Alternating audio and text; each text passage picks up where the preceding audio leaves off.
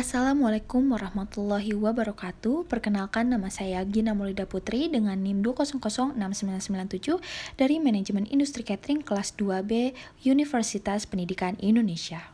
Di sini saya akan menjelaskan tentang ideologi Pancasila pada generasi milenial.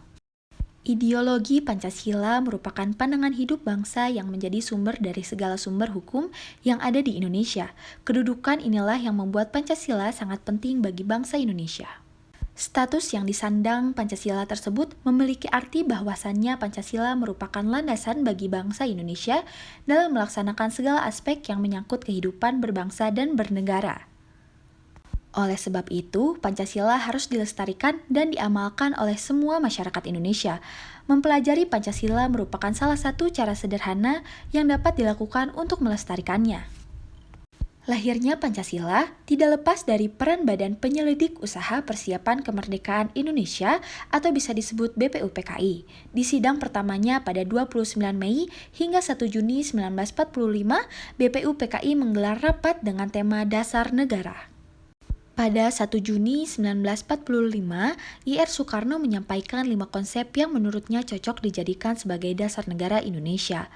5 konsep dasar negara tersebut adalah kebangsaan Indonesia, internasionalisme atau peri kemanusiaan, mufakat atau demokrasi, kesejahteraan sosial, dan ketuhanan yang Maha Esa. Berdasarkan catatan sejarah, Pancasila mengalami perkembangan hingga menghasilkan naskah Piagam Jakarta pada tanggal 22 Juni 1945 oleh Panitia 9. Kemudian disepakati menjadi rumusan final pada tanggal 18 Agustus 1945 oleh Panitia Persiapan Kemerdekaan Indonesia. Tujuan ideologi Pancasila.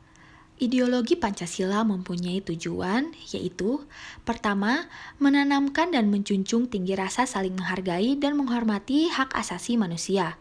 Kedua, menciptakan bangsa yang nasionalis dan menanamkan rasa cinta tanah air kepada seluruh rakyat Indonesia. Ketiga, menciptakan bangsa yang demokratis, yaitu dengan mendahulukan kepentingan umum untuk kesejahteraan bersama. Nilai-nilai Pancasila harus tetap dipahami dan diamalkan di tengah arus globalisasi di Indonesia. Generasi milenial menjadi objek utama yang harus didorong untuk tetap mengamalkan nilai luhur tersebut. Ini bertujuan agar Pancasila tidak tergerus oleh berbagai faham yang bisa memecah kedaulatan bangsa. Berbagai faham dan aksi yang bertentangan dengan nilai Pancasila akan mendorong Indonesia menjadi kurang kompetitif. Padahal, Indonesia diprediksi akan menduduki peringkat kelima negara dengan PDB tertinggi di dunia pada 2045 mendatang. Penanaman nilai Pancasila pada generasi milenial akan semakin membuat mereka pintar, memiliki sikap toleransi, kohesif, dan punya literasi keagamaan yang baik. Pancasila juga akan menjadi jati diri generasi milenial. Namun, ada strategi khusus dalam menanamkan nilai Pancasila pada generasi muda, yaitu pengamalan tidak boleh dilakukan dengan metode indoktrinisasi, dan fleksibilitas harus dilakukan. Pemerintah juga perlu menyiapkan strategi kekinian dalam mengamalkan nilai-nilai Pancasila di generasi muda, memanfaatkan platform media sosial maupun teknologi informasi yang ada merupakan metode yang sangat efektif.